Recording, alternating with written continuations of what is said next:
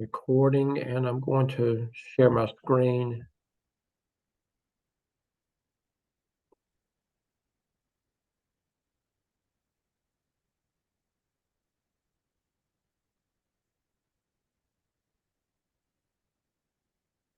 And you see that, Dr. Revis? Yes, it came up. Okay.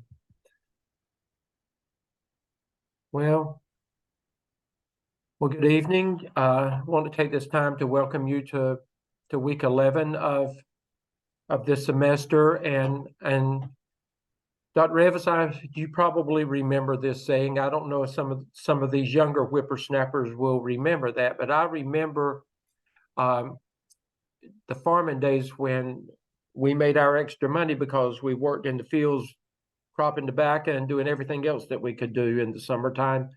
But I remember by the end of the day, we would say we were in the short rows.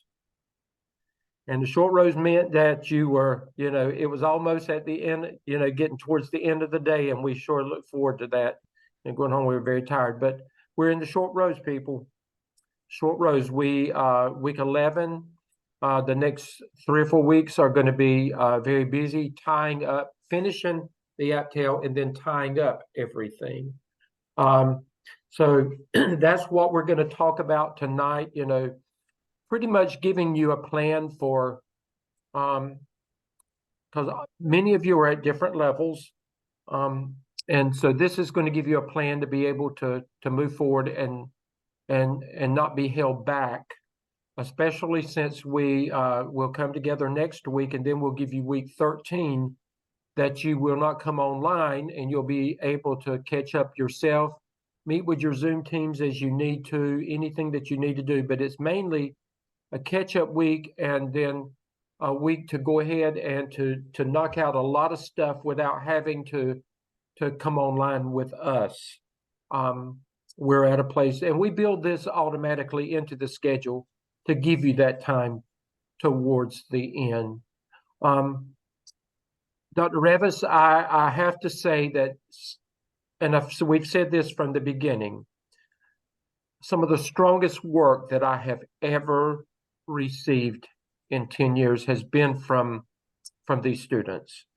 Having to send some back for revisions, edits, but they for the most part, they do it in a very timely manner. So I have been extremely pleased with how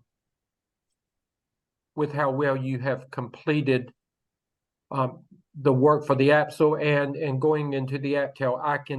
I can majorly see growth, so much growth in you already, and I see you moving into the directions of being, if you'll stay the course, I see you moving in the directions to becoming a great administrator. So stay the course and don't let go. But I'm very, very, very, very, very pleased with the work that came in for task 2, and the majority of mine have already cleared task 2 and are already working on task 3. So, I have to say, thank you for a job well done. Dr. Revis? Well, and I would have to say too that this class as a whole has been far superior than any class I've taught in a long time, as far as the quality of work that you're turning in on your draft submission.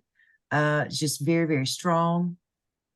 I had many of you that, I told you to consider your peer feedback and go ahead and upload it for final grade and move on to task 3. So I'm just very pleased as well, Dr. Stedman, very conscientious, and I feel really good about my group being ready to take on 603 and thereafter. So, and I do too, Dr. Revis.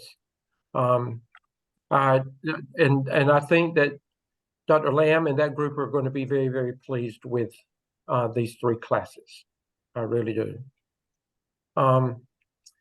I want to thank Dr. Revis for thank you for allowing me last week to take care of some other business in my full-time job It was an executive director retreat, and I was not able to join them last year. I went, but I was not able to join them for the night activities. But Dr. Revis graciously said, "You go ahead and do it." And I knew she could do it well. I just don't like not to be a part of what's going on.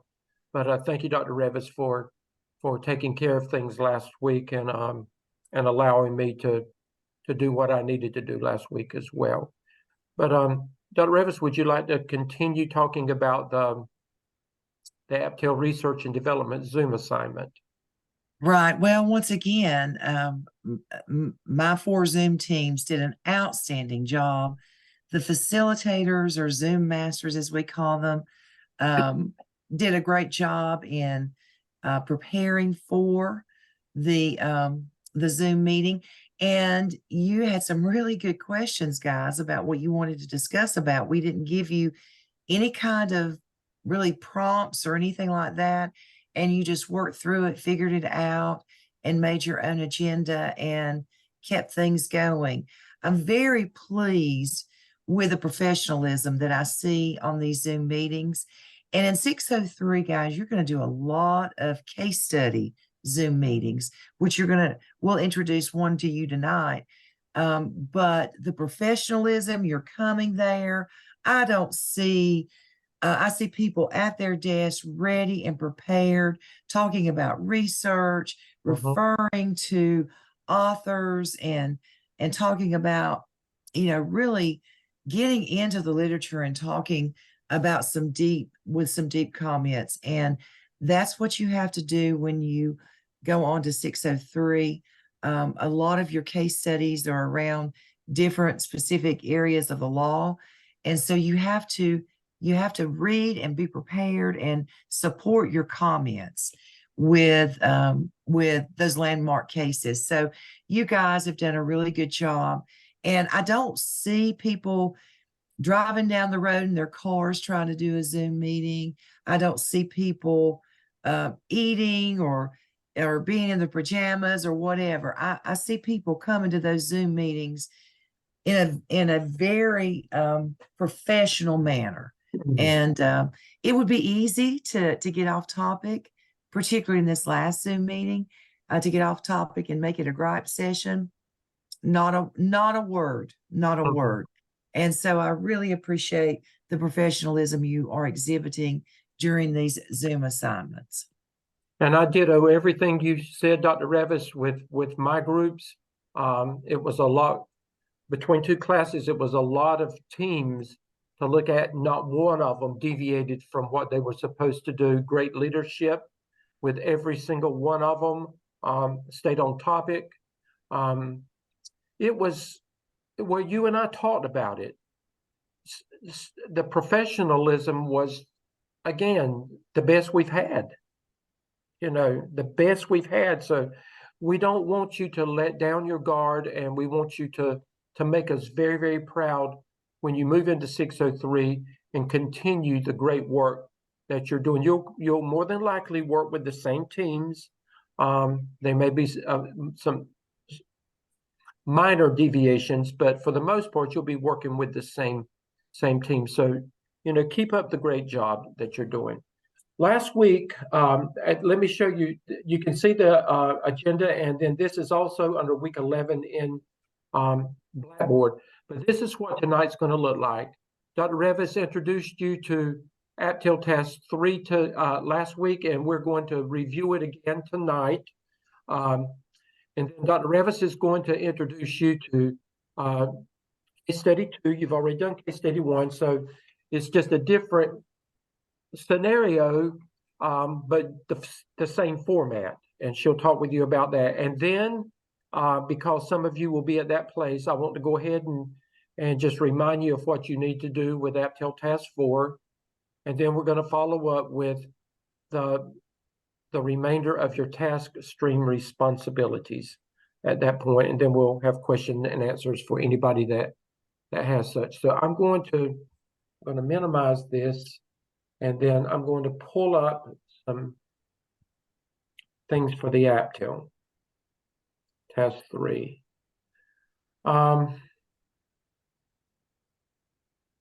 I'm going to pull up something that's in Blackboard that we really have not focused on, but you should know that it's there. But there's a section called AAPTEL Task and Prompts, and I felt like that you needed to see this because I will tell you that the evaluators, let me enable that. The evaluators, while they were tough with the AAPTEL, they really are majorly tough with the AAPTEL. They look at things. They look at things really. I feel like more deeply than they did with the AAPTEL because they figure by this point they ought to know what they're doing. Dr. Revis. So this tells you this is not anything that Dr. Revis and I have put together. This is what Gardner Webb has put together, and this is what the evaluators look at whenever whenever they put their rubric together and they start grading. When task 3, when the AAPTEL is submitted for final grade, they'll look at AAPTEL Task 3, the growth plan, and they're going to look at all these components. Now, I want you to look, the prompt, it tells you the prompt. It tells you that the growth plan will include, you've had all that in your helpful hints and whatever. But now this is what I want to point out. Now, this is what they will look at. Achieve an accomplished evaluation score in Taskstream. They're going to say that the candidate works with others to create, and it says in video record. I think as long as you show pictures of you presenting, I think as long as you show the PowerPoint, the slides of your PowerPoint, and they're very visible, I don't think that you have to necessarily show a video recording because some administrators don't like to be recorded. So we've gotten beyond that, and I think you'll be okay, but you've got to show lots of documentation that you've worked with others and that you are presenting to your administration. Now, when you work with others, guess who those others probably should be? That's your PLC. So you cannot ever stop when you're doing. We said that with task 1 and 2 that you were kind of on your own there, or task 1 especially. Task 2, you needed to share some things with your PLC, but this is a major ordeal. Task 3 is a major ordeal, so you should have evidence in your appendices. And at a minimum, Dr. Revis, they should have an agenda showing that they are presenting. Well, no, that was in task 2. In task 3, you will have in your appendices, you will have where you have presented to your administration, but you also have to show where you have worked with your PLC. Now, there may be a couple that I've looked at already, and after I went back and looked at this, I may not have told you that. So if it's not there, you need to go back and fix that. It also tells you what the plan needs to include. All of these things, opportunities for teachers and staff to assume you've got to talk about all of this stuff. So all of those areas that you have done research on that's in that plan, you've got to clearly talk about it. And then you've got to actually show all of that and plan it out in that action plan. I want you to look here. It says multiple uses of digital tools and or technology are consistently evident and effective. So they're looking for, and again, we didn't make that up, did we, Dr. Revis? Oh, no. You've got to look for opportunities to do that. Now, I have seen what I consider perfect papers. And they got a 3.5 because of this area right here. And, some of the evaluators they're all different. Some of them are a little more lenient with something. Some are, it's strictly about it, but we never know.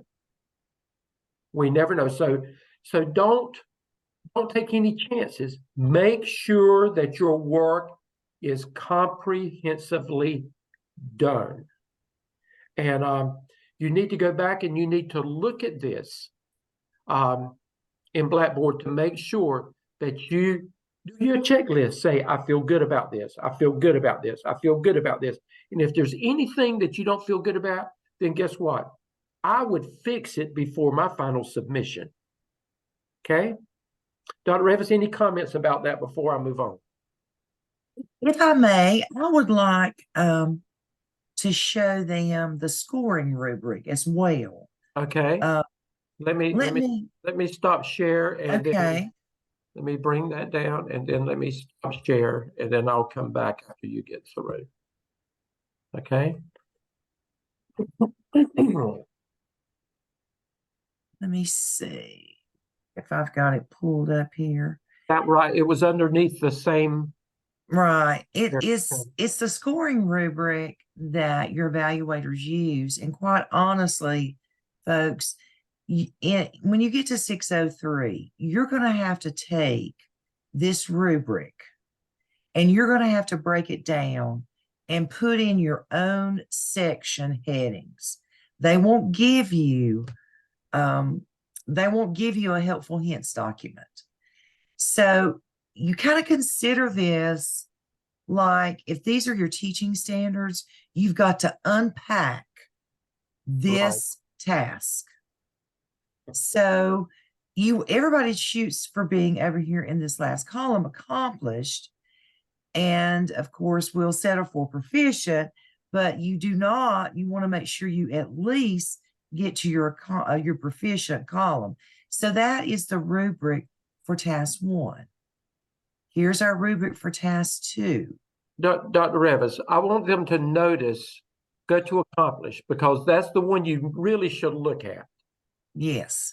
This is the one you want to notice for. The words that they have highlighted or they have put in boldface and underline. Candidate exceptionally describes. Now go back to proficient. Candidate satisfactorily describes. Now there's a big difference between the two, but to be accomplished, you've got to be exceptional in what you do. So if it's mediocre, guess what?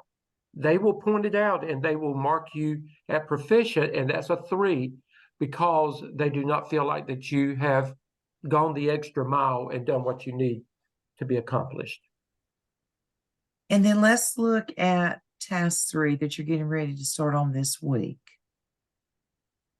And again, that video record is underlined, but we've been able to work around it since people have shied away from, recordings, particularly in the Zoom and Google Classroom or Google Meet days. People don't like recordings anymore.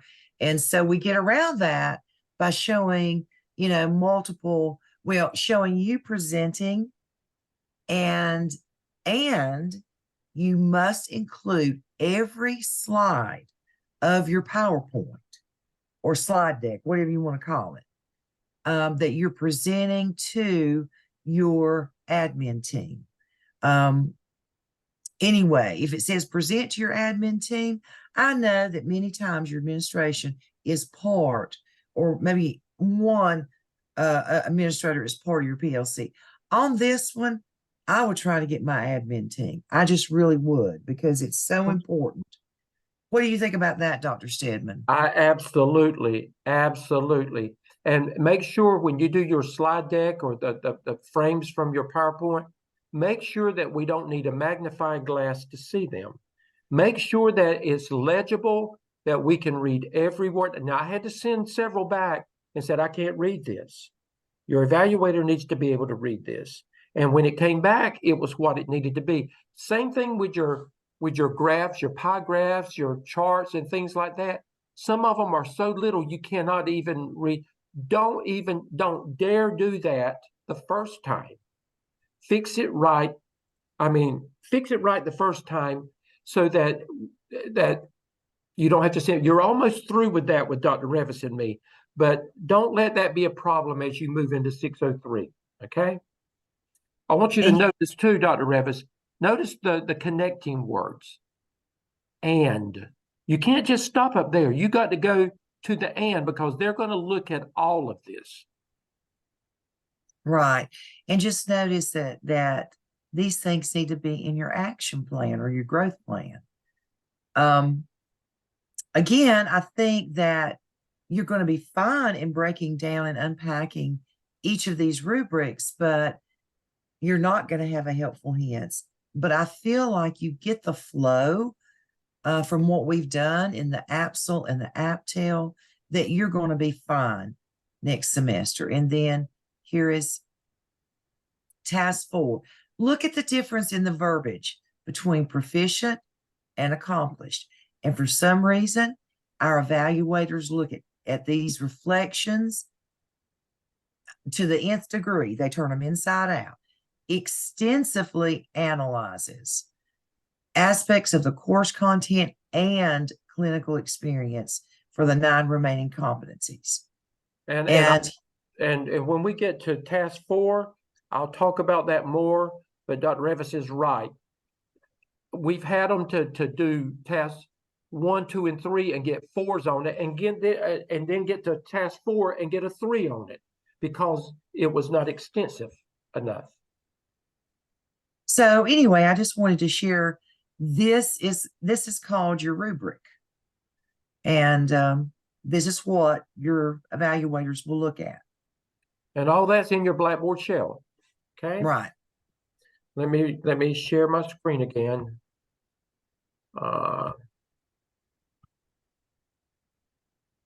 Now I want to pull up. Got 2 things I want to do. I want to pull up the helpful hints document again. Dr. Revis introduced this last week, but I want to go over it again because this is your major focus this week. Now, when you get to task 3, remember all the work you've done in task 1 and 2 is culminating for the work that you're going to do in task 3.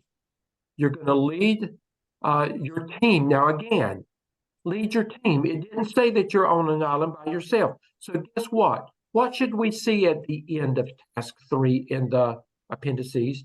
We should see an agenda. We should hear in the narrative work, leading my PLC, we decided, not I decided, or I did, or the PLC and I did the following. But you have to show evidence that you're leading your team. The growth plan is to be presented to the school administration, and it says, and to the school improvement team at the principal's discretion. Sometimes they will allow you, sometimes they won't. I would ask them. And have you an audience there when you this is your time to shine, to really to excel and to show who you are. You never know. We've had at this level, Dr. Revis, we've had candidates to be recognized for their leadership at this level, and they were already sought after to be assistant principals after these kinds of presentations. They were some of them were able to present at the district level after. Right. That's what I was going to say. Yes. I think that was for the APSL, but still, right. It was recognized as such quality work on the part of the principal that he or she got an audience with district leaders and presented that information to district leaders too. Exactly. Your presentation must include, but is not limited to, the following: a report of best practices. You've done that in task 1. A visual checklist, a gap analysis. You've done that in task 2. And then task 3, where you're developing the growth plan. Now, Dr. again, Stephen, what would you look for when it says a visual checklist? What is that? What are we looking for there? okay, the visual checklist, I would go back and I would refer to Marzano's 9.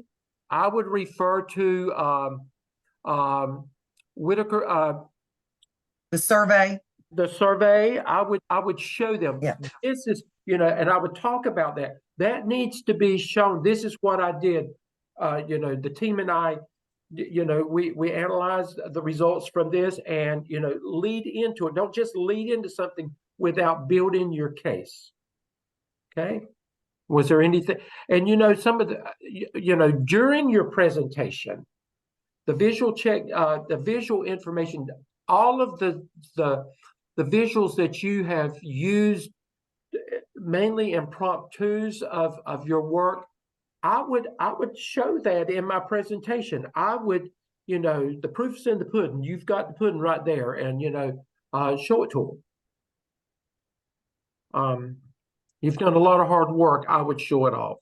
It's highly recommended that you record the presentation, but it's not the end of the world if you can't. But you must show proof in as many ways as possible that that you can't just say I presented to my principal. You've got to prove it.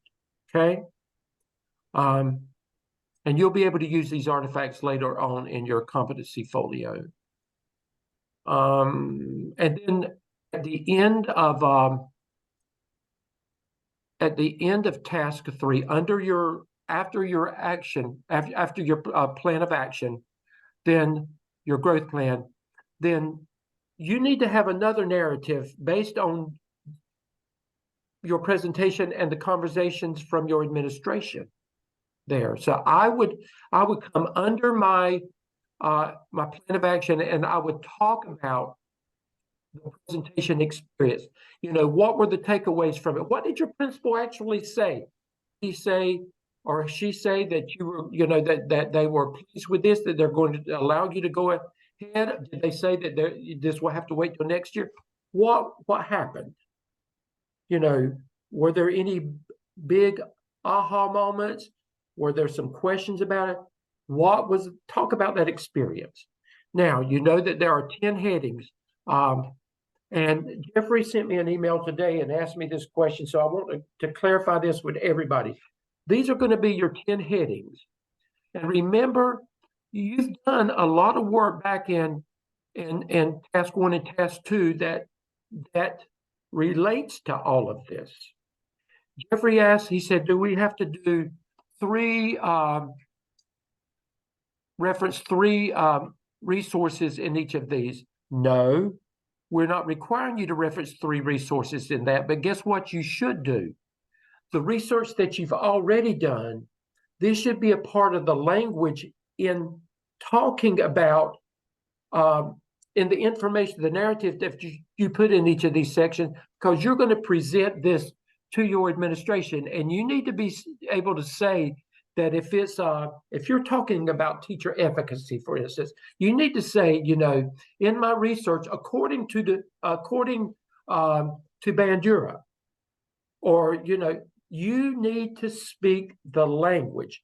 And when any of these things where you can take any of the research you've done and you can embed it into your narrative work, by all means, do that.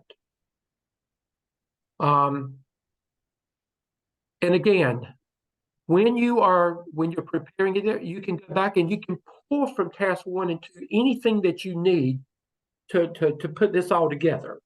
But remember, these are going to be your talking points. You're going to talk about a vision for a positive school environment. So you're actually writing what you're going to be talking about in each of these areas. And again, all of these 10 areas are the areas that tie directly into the growth plan that you're going to show. You write about it here and you show about it in your plan. Now, Dr. Revis has said that sometimes it's easier to put your growth plan together and then go back and write about it, because that kind of maps it out. whatever works for you. You know, that's what you do. Again, using the graphic organizer provided in the AAPTEL template example, take the same information that was discussed narratively and put it into a graphic organizer. Now, some examples down here of, you know, some of the things that you can include in it. But what I want to do is I've been given permission by one of the students that has already turned in her task 3 for my review. And Megan, I've got a recommendation to you after going back and looking at it tonight too. But Megan, thank you for allowing us to be able to share this with the students. I want you to notice how Megan started it out. She talked about the importance of the action plan, or the growth plan, whatever you want to say it. Again, notice she put research in there. She's referred to things in the appendices. She thoroughly talked about it. And then she goes in here and she talks about each of those 10 areas. A vision for positive school environment. Notice again, the research is in there. She's going to talk about things as it relates to the gap analysis from the work that she's done. The research says this. When I did my observations, when I conducted the survey, you know, this is what I found. This is what we found, you know, based on all of this. Her walkthroughs, she's going to talk about all of that. She's taken each of her areas and she's talked about them based on the research, what she actually found, this is her talking points going into the work, her activities.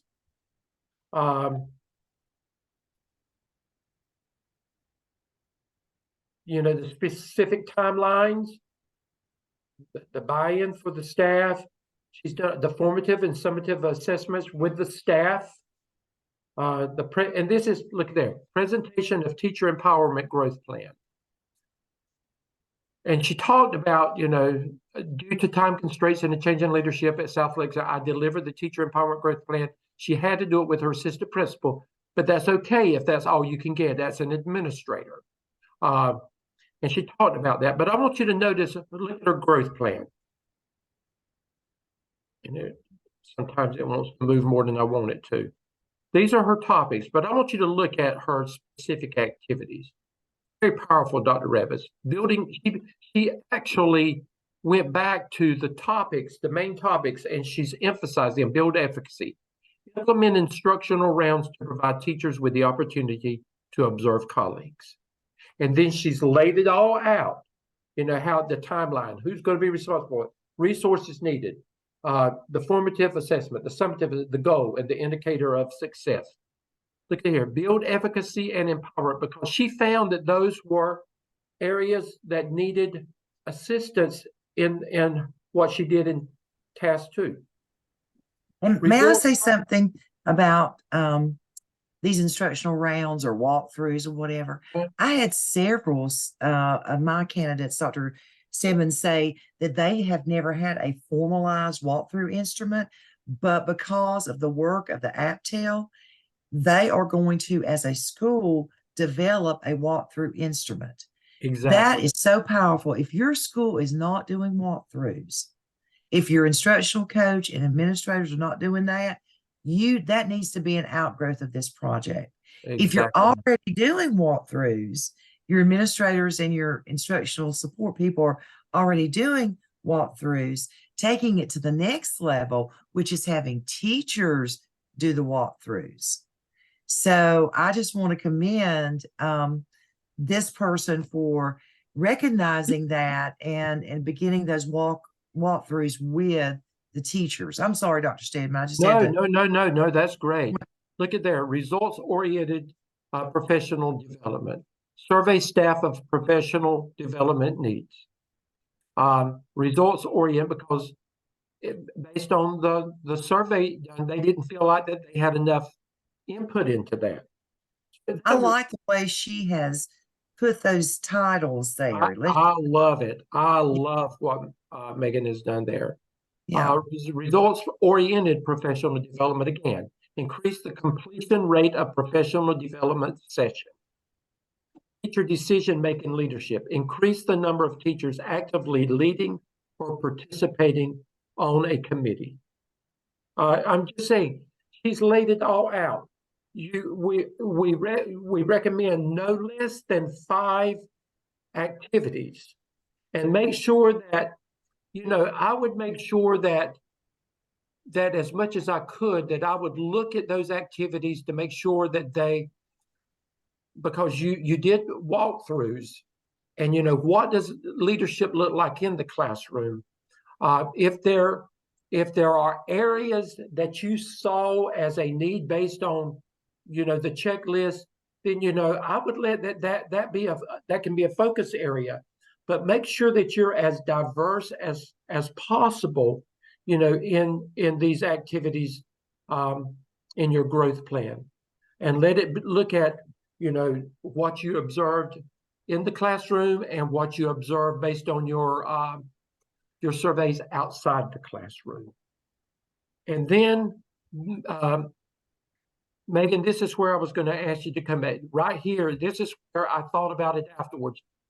This is where I would like Dr. Revis, and I hope you're okay with this, is I would like for them to come back down here and talk about, their presentation to their administration. That is more proof that you've done what you needed to do.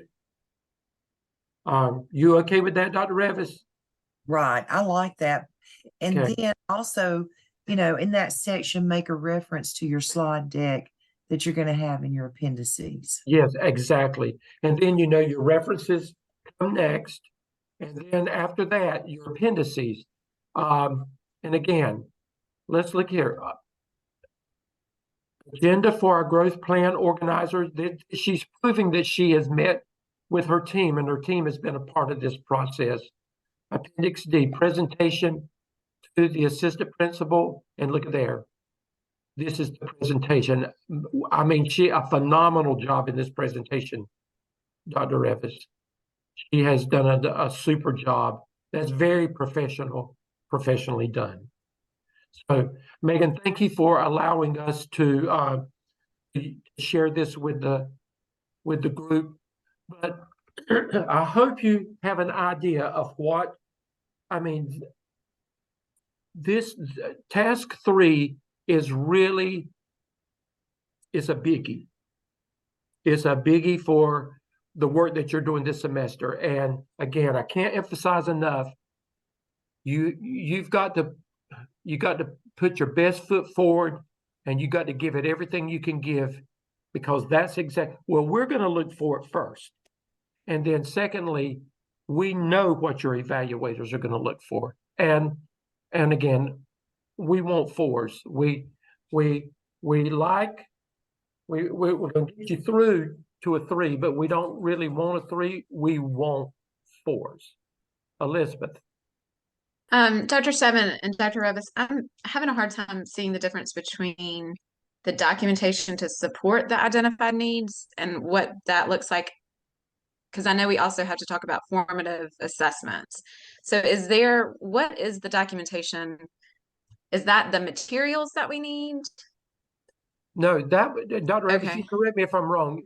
All the work that you've done, the research that you did, the findings that you found in task 2, your gap analysis, all of those results, that's the information that you will refer back to.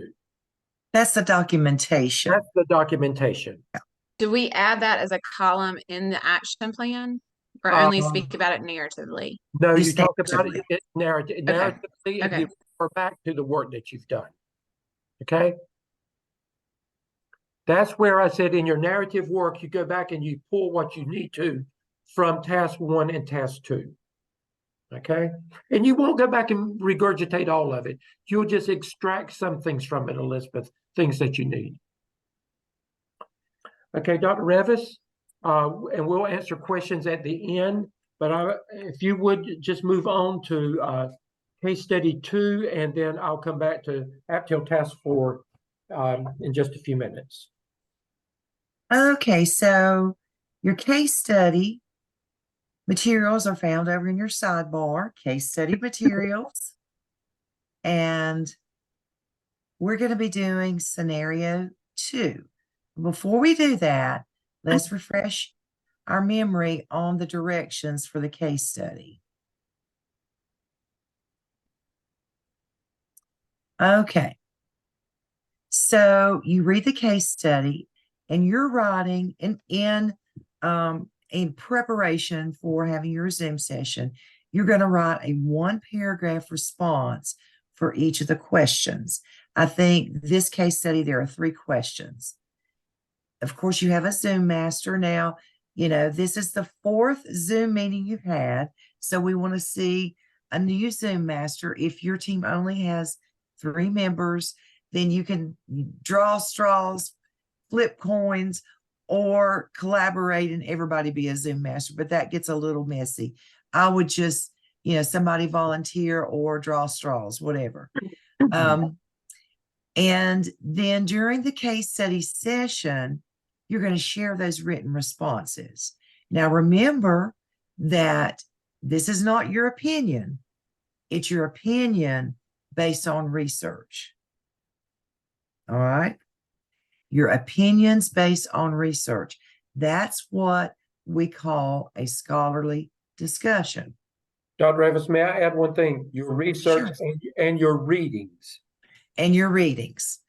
And anything that you've done in the AAPTEL, your process of the AAPTEL.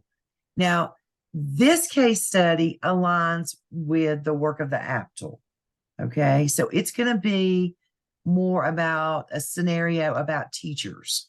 All right. I'm not going to talk much about the case study because I want you to do that.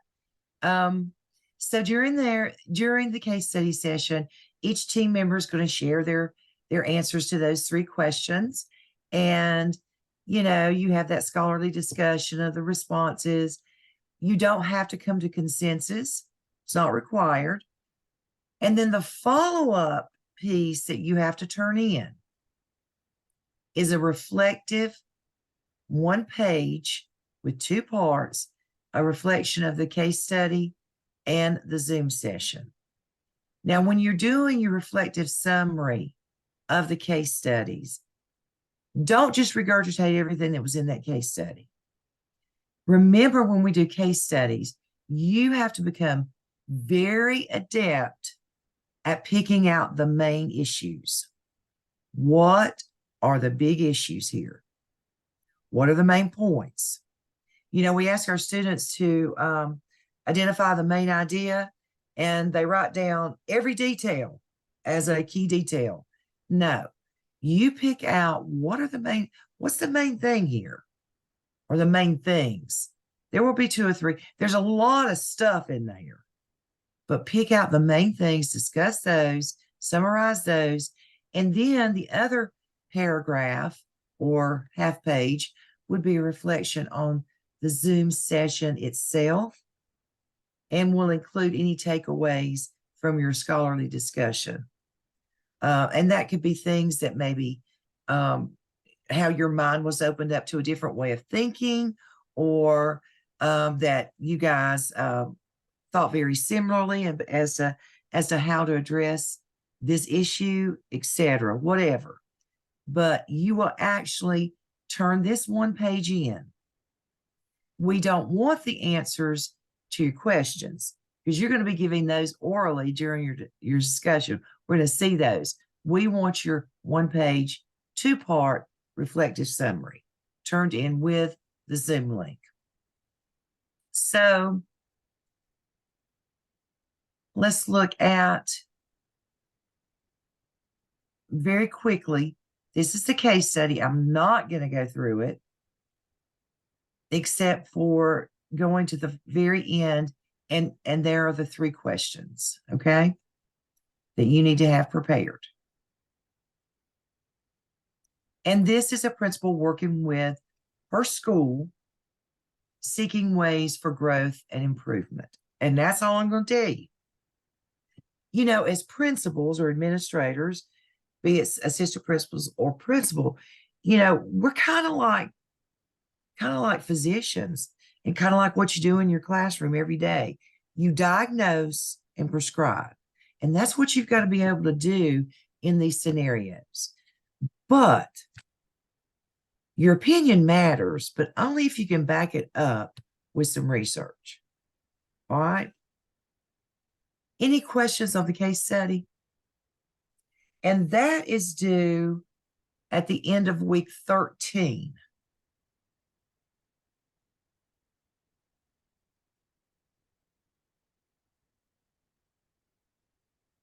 Okay.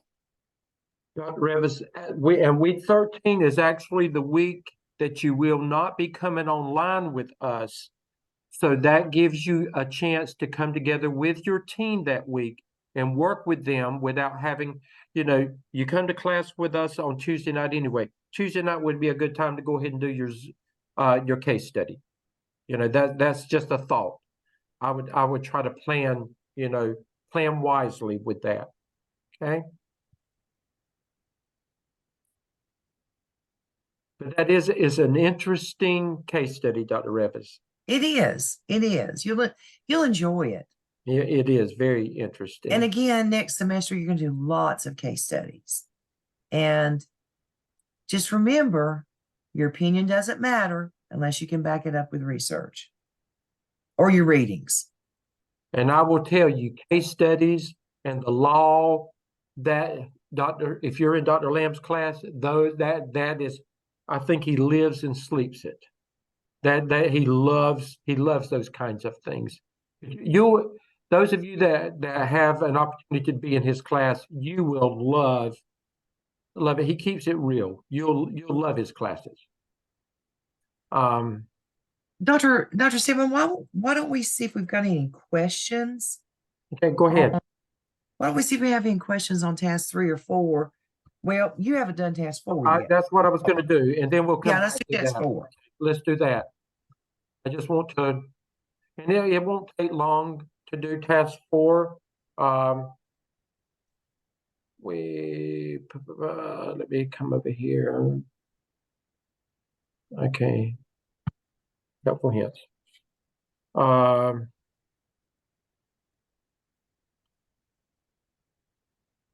Give me just a second. Down to the bottom. But task 4, remember when you did the AAPTEL, you were required to do a total of how many, I can see Elizabeth. Elizabeth, unmute. How many for the task 5 of the AAPTEL, how many evidences did you have to address? Task 5 of the AAPTEL. Right. 13? No, there were 12. That's okay. 12. Okay. There were 12. But can Okay. you remember how many there were total? 21. I mean, there were 21. Yes. So that means that you've done 12 already. So that means there's 9 left for you to do. And that's what task 4 is all about. You're going to reflect on the remaining 9 of the 21 competencies that were not addressed in the AAPTEL. And just remember what you had to do. You had to look at each one of them, and you had to say that, if it's customer focus, with customer focus, you can say, in my coursework, don't make sure you comprehensively, when I say in that paragraph, you've got to convince the evaluator that in your coursework that you fully addressed and learned what customer focus was all about, that you met that competency. And then in your clinical internship, you will say, in my clinical internship, I would begin every one of my sentences that way, wouldn't you, Dr. Revis? For the 9 competencies, you're going to indent. You're going to say customer focus, indent, and say in my coursework, complete that.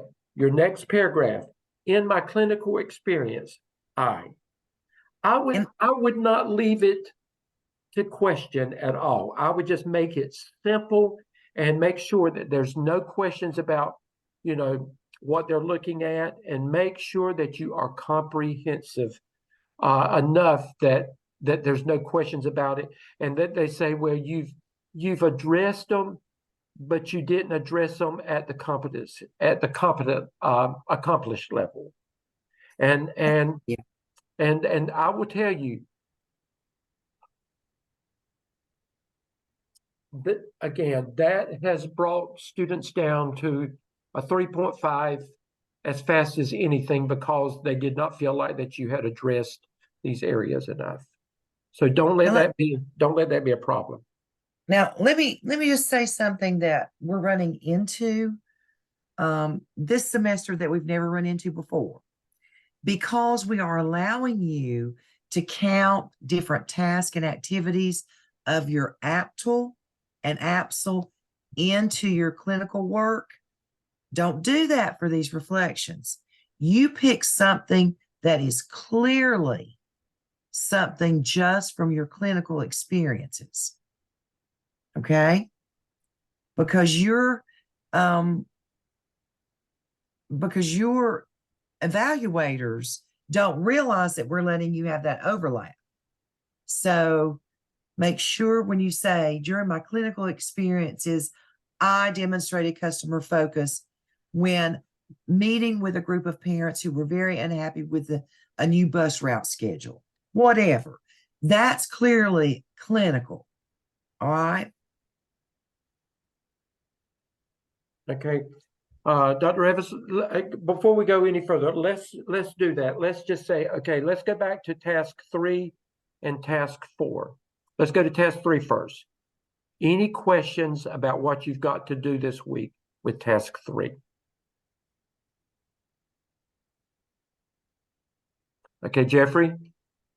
When we work on task 3, I know we have to present to our admin team. And I saw that on the agenda, it says a look at week 12 at AAPTEL Task 3 doing Blackboard on the agenda that you sent out. Okay, doing what now? Task 3, that's due this Sunday, correct?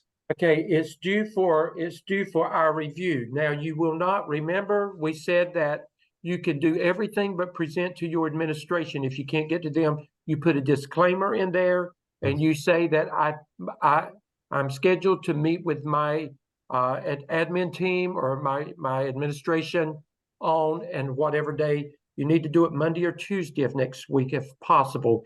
Some of you will be able to get that done. Some of you will have to wait. And it's okay if you can't do that. Just let us know that and that it's planned.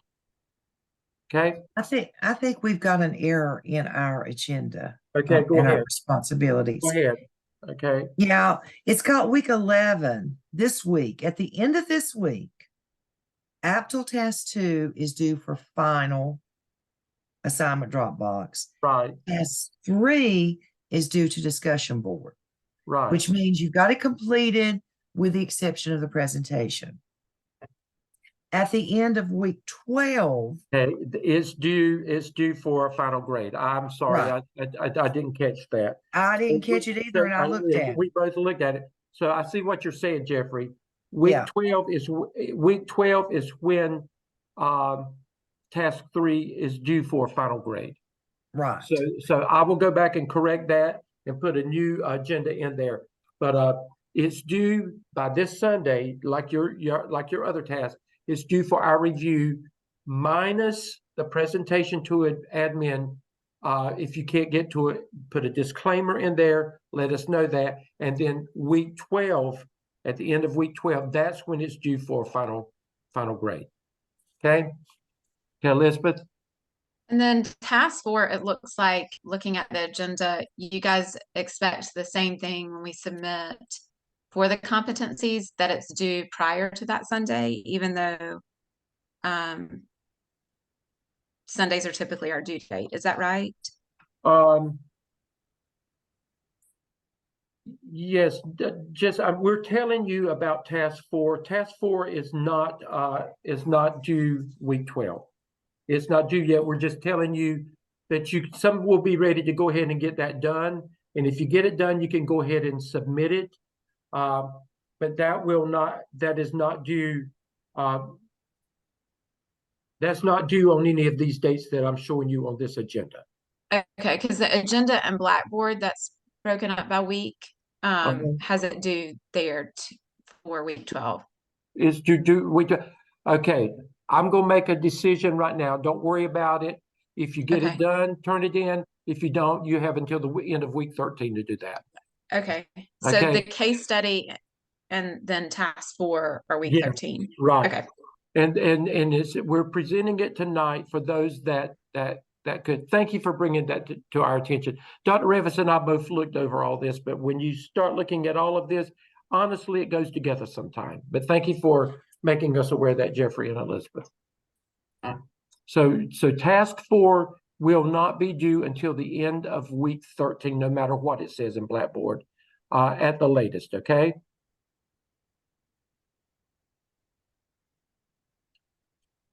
I promise you, Dr. Revis, many of them will have it done way before then. And Well, this somewhat relates to task 4. I apologize for having a second It's okay. piece to that question. With the hours, we should have the remaining internships hours due by the week of the 13th. Dr. Revis is going to talk about that, but Okay. Dr. Revis, we can extend that to the middle of the week of the 14th, not the end of the week, but maybe by the middle of the week of the 14th. And we have the discretion to make some changes with things because you've worked so hard and you've done well.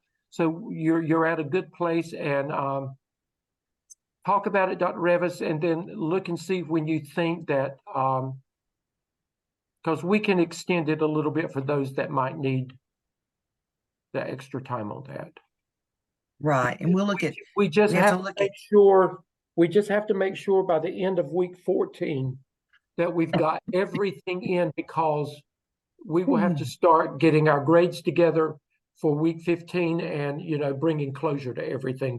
So for us to be able to look at everything, assess it, get it back to you if there needs to be change, we have to have all of that in by the end of week 14. So Elizabeth, we'll work with y'all with that and give you a little extension on that to work with the Taskstream information that's got to be submitted anyway. Okay. I like the way you pay attention to those details, Elizabeth. Dr. Revis? okay, I'm going to share my screen again. And I want to go to Taskstream. And I'm going to pick on Paulette just because I have access to her MSA 12-month DRF folio. Okay, this is the folio where you put in your upload for your AAPTEL and AAPTEL for final evaluation. You have a competency analysis and a School of Ed dispositions.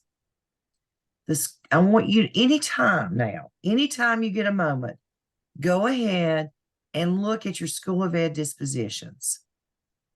All right, and let's just see. This is just a self-assessment, guys. There are no right or wrong answers. I was hoping to get that to pull up. Okay, let's look at it. Can you see it, Dr. Stedman? I can, yes. Let me see if I can get it a little bit bigger. All right. These are your dispositions, meaning your beliefs, if you will. Learner development. You have several sections. You read the bullets of what learner development is, and then you self-assess on this scale. Now, you're at the beginning of the program. Do not mark yourself exceeds right now, unless you want to put in some evidences. All right. Most of you, some of you go, I mean, it's okay to be needs improvement because this is kind of like a growth model. You will mark yourself, you will do the self-assessment every semester. So you think of it as a growth model, and it's okay to mark needs improvement. There's nothing wrong with that. Meets expectations, there's nothing wrong with putting that in. If you believe you meet your expectations on these dispositions right now. It's some belief statements about learning differences, learning environments, content knowledge, application, assessment, a lot of things.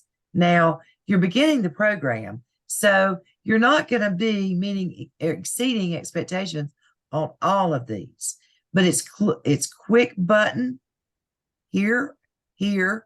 But if you go over here to exceeds, then you've got to put in some documentation and evidences. Okay. And Dr. Evans, I'm going to tell you, now look, you're working on a second master's. Some of you have a doctorate already. Not one of you needs to go to the unsatisfactory area. So, you know, don't even camp out there. You know, most of you will go to the meets expectations for the most part. It's okay, like Dr. Evans said, to say, I need improvement. Now, this is not for a review. Each semester, you submit this for an evaluation. okay. It will go to somebody. A lot of times, Dr. Lamb is the one that does this. Dr. Lamb looks at them, and then he'll talk with us if he's got a question about anything.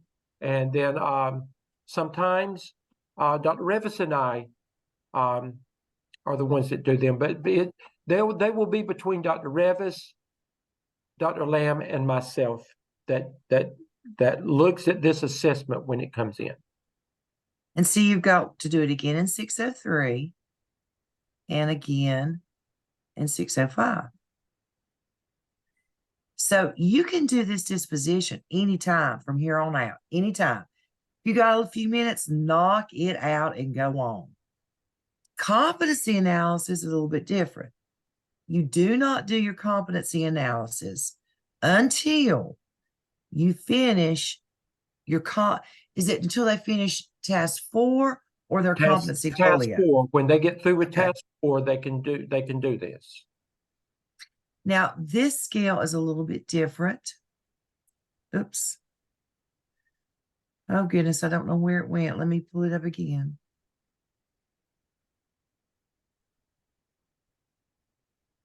This actually will be your self-assessment on your 21 competencies. So you don't need to do this until you've done task 4 and it's been approved. So this will be more toward the end of week 13. Change management. By the end of the program, you must show that all competencies are met at the proficiency level. Dr. Revis, can go ahead. Can I tell them something real fast? Sure. Or, no, you go ahead. You go ahead first, and then I'll say it. Okay. By the end of this course, only the first level is required, which it's just met or not met. I'm not sure why they say the first level, but anyway, again, you don't have to meet them all this semester, but by the end, you do.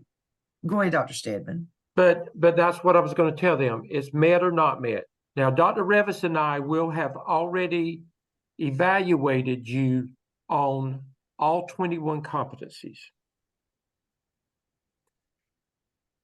If we have cleared you and you got a grade from us, then you have met that competency. So, you know, make it easy on yourself. You've met them all. If we've cleared you, you've met them all. Okay? And you don't have to write any description to these because you've already done it. You've done it for us with the AAPTEL work and with the AAPTEL work. And in your portfolio, you've done it. And your portfolio, yes. And so it's just those 21 competencies. If there's anybody that will not have met that, Dr. Revis and I will have met with you privately, and we will tell you, okay? When I tell you, I still have a few of yours who have not finished their competencies, the first round of competencies. You And guys need to get in there and do that.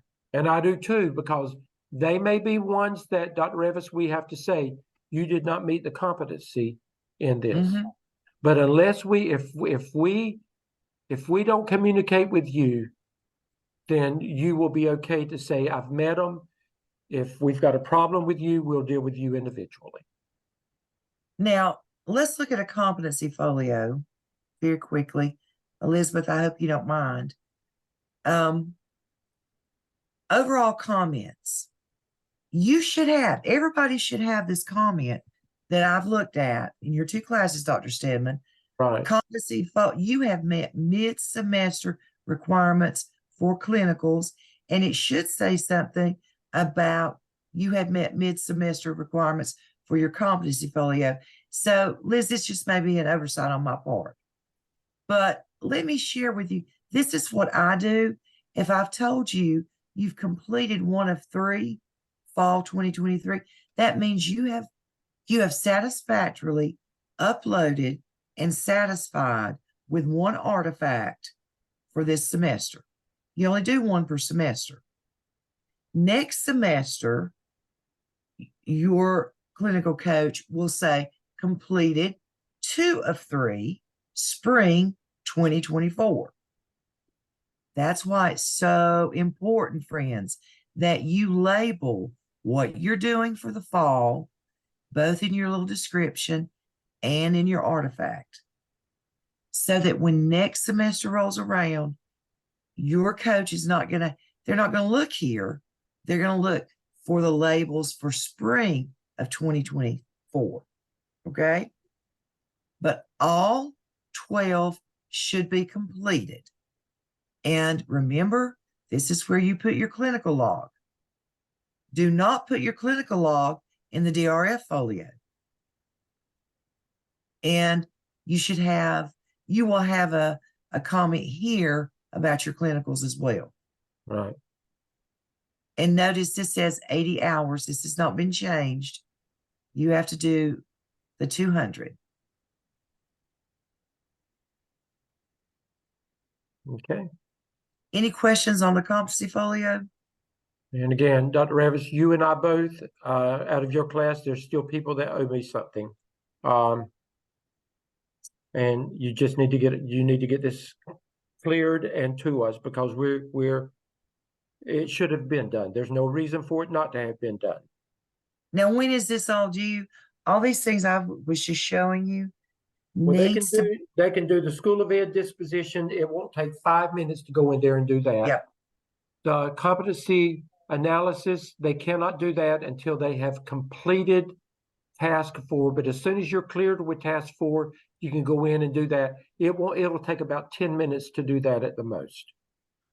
It won't take long at all to do that. And then, Dr. Revis, the final competency, the final 9 competencies for the competency folio with the artifacts, and the final internship log,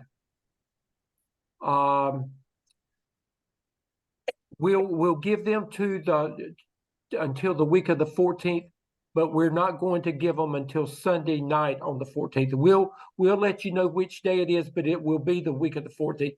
It's probably going to be by that Wednesday or Thursday at the latest, because we're going to have time to be able to, it takes us a lot of time to go in there and evaluate those things. So we will move that from week 13 to week 14 for all your final competency or your Taskstream requirements. Okay. Does that help? Okay, good. On your clinical log,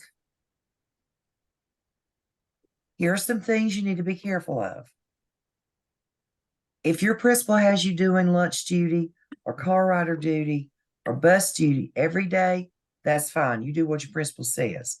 But guys, you can only get out of the 200 hours, 20 hours. Okay? That's it. So And don't, they all can't be just doing bus duty. right. So, just know, don't put that in there. And because it just clogs things up. I do look at that because that seems to be a tendency. I know it gets hours in, but you got a max there. So you're going to have to find hours. Do we need to go back and review that tonight, or we want to wait and do that? We can do that we can do next that week. next week, yeah. Okay. It will slip up on you. I know it's a lot of hours. And I promise you, I'll try to have the agenda right next week. Dr. Evans and I will. We had senior moments, so please excuse us. I've had internet issues. That's my excuse. Well, I had a senior moment. Well, I have those every day, but anyway. Guys, any questions? Okay. Let me see. Who we going? Renee. Unmute for a minute. I'm Yes, gonna sir. pick on you, Renee. Okay, what is Alright. due? What is due this week? By the end of this week, what is due? Your final for task 2, your draft for task 3. Okay, does task 3 have to be completed with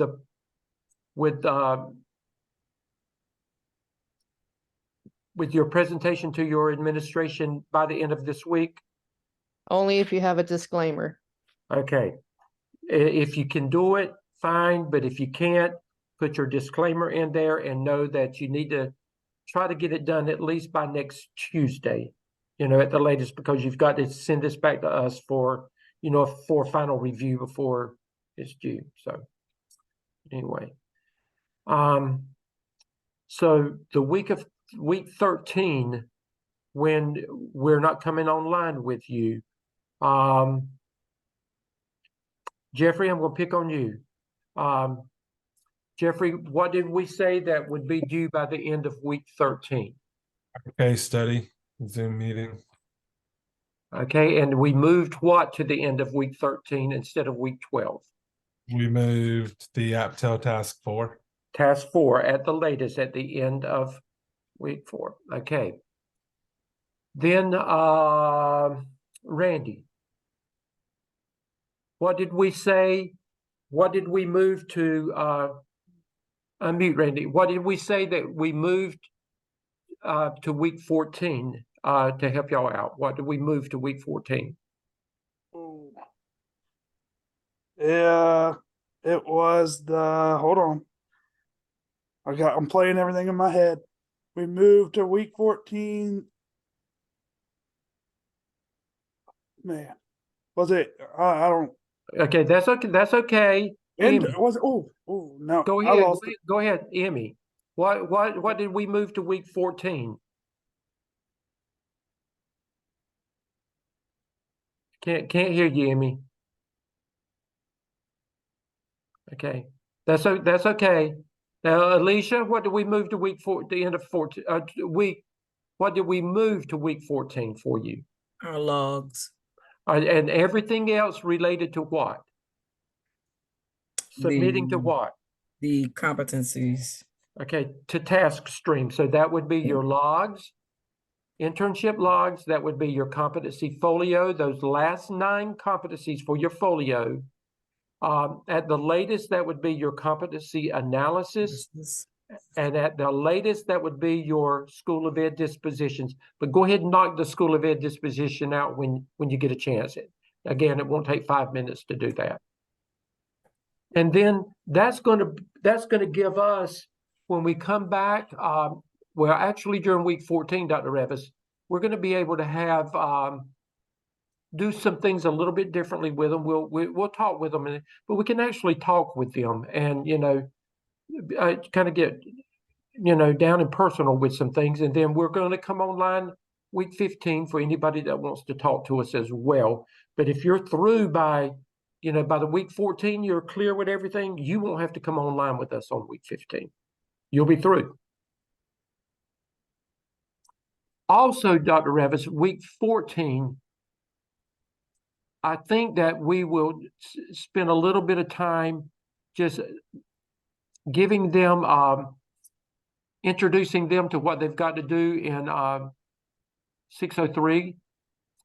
And then that following Monday of week 15 will be the town hall where Dr. Lamb will go over everything, bringing closure to this semester and basically saying what he needs to say about 603. And as a normal rule, he'll bring Dr. Stone on, who is over the doctoral program, and Dr. Stone will begin talking to you about, those of you that are interested, what to do, because that'll be sooner than later if you're interested in that. So Dr. Stone normally comes on and begins recruiting as well during the town hall.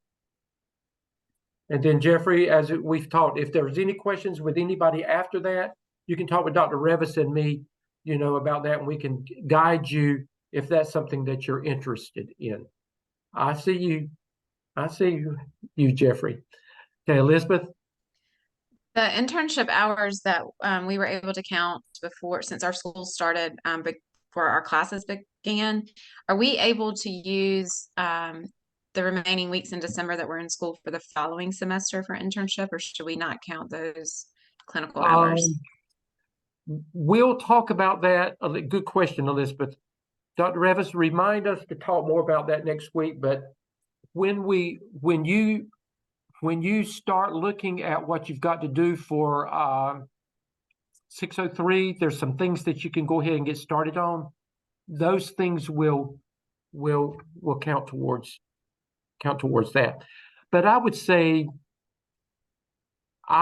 yes, you'll be okay. Yeah, Tanya. I think the rule of thumb probably is that when you've met your clinical requirements for this semester, they will let you begin, but you wouldn't, sometime in December, you wouldn't want to begin in November. And I would say after week 15, you'll be okay. And that gives you about 2 or 3 weeks before you're out for Christmas holidays. Mm-hmm. Okay, Tanya. I just had a question about when does the spring semester start in January? What week or what day? Do you know? I don't yet, but if you go into Dr. Revis, can you look on go to Blackboard and look on there? It had. Can you see the calendar? There a calendar? Well, there may have been a calendar. I missed it. It's on Blackboard. The calendar. Okay.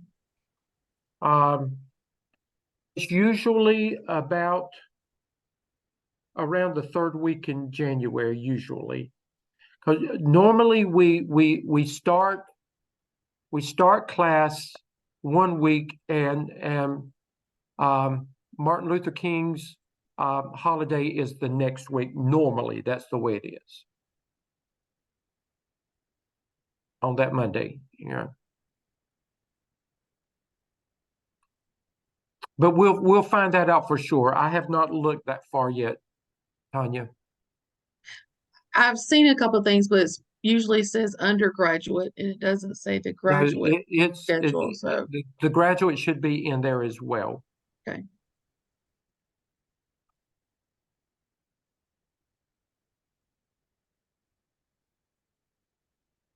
Dr. Revis, are you able to find it? I'm looking. I've not been able to find it yet. Dr. Revis, can you pull it up can you share your screen and pull it up and I can show you where it is? Oh, okay, sure. I think. All of you need to know this anyway. Dr. Lamb has shown it to me, so. Let's see. Let me get back here. Okay, there you are. There you are. Go to academic calendar. This is on Web Connect. Okay, click on academic calendar. Okay, university. And this is what comes up. I mean, I've Okay. never seen that. Go to full academic calendar. Okay.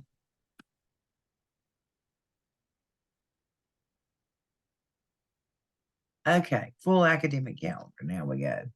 Okay. I'm getting nothing when I Right. click there. Okay. But anyway, guys, you see where you go. You can go pull it up yourself and research it. I don't know what's happening. I'll look it up tonight and we'll send you that information. But you can go to your own Blackboard and you can find that to Web Connect and find that. It's kind of got it sectioned off into the different programs, but And, right. There's a calendar that lets you go to January somewhere on there. But there's I'll the have last to, week of classes.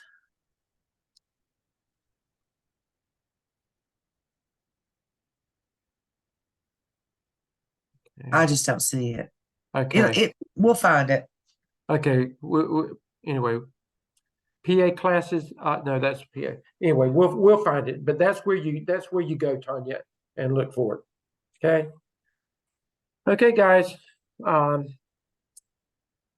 Reach out to us if you need us. Again, if you're one of those that owes Dr. Revis work from my 2 classes, shame on you. Get it done. If you're in Dr. Revis's class and you owe me work, shame on you. Get it done. Okay. We still love you, but we have to be playing with you. Dr. Stedman, Yes.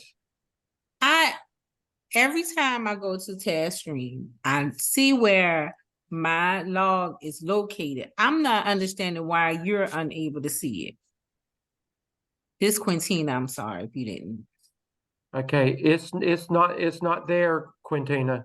What could you, I mean, where am I putting it wrong? I don't. Go ahead, Dr. Quintina, hold on just a minute and let's sign off with everybody else and we'll go look for it, okay? Okay. Good night, guys. Good night, everybody. All right, see you later. Okay. Bye-bye. Bye.